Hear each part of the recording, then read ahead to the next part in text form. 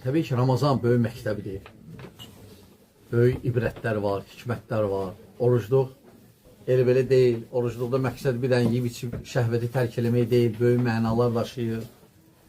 O mənalardan da biri İslamın necə rahat olması, yüngül olması,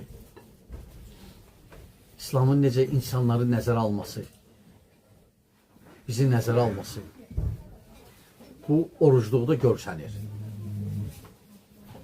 Necə görsənir? Ən birinci fikir versən şəriətə, ildə 12 ay var. Ancaq birin fərzili oruc. Oruçlar 11 ay fərz eləməyib. Bu da bizə yüngülləşdirib. 6 ay eləməyib, 5 ay eləməyib, 1 ay.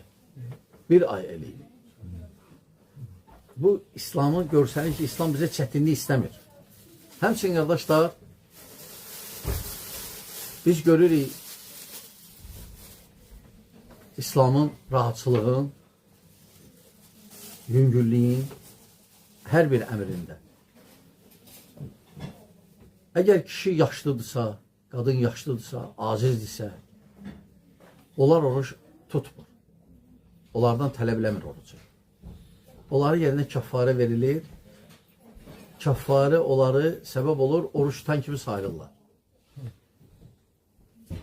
Həmçinin şəriətin yüngüllüyü nədə görsənir? Rahatçılığı. Xəstə adama deyib ki, tutma. Xəstəlik də iki cürdür. Müvəqqətiyə deyib ki, tutma, malicə ilə özü yaxşı olandan sonra qəza eləyərsən. Şəriətdə bu adicə rahatçılıqdır. Amma kimdə ki, daimi xəstəlikdir, ona deyib ki, sən heç vaxt tutma.